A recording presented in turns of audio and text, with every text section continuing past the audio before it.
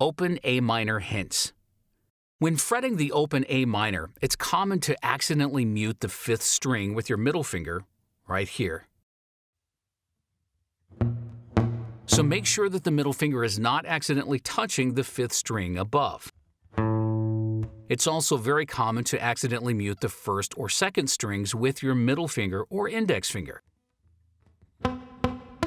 So make sure that you're fretting with the tip of your fingers and not touching the surrounding strings. This chord doesn't include the thickest string, so grab the chord and pick all strings one by one, starting with the 5th string.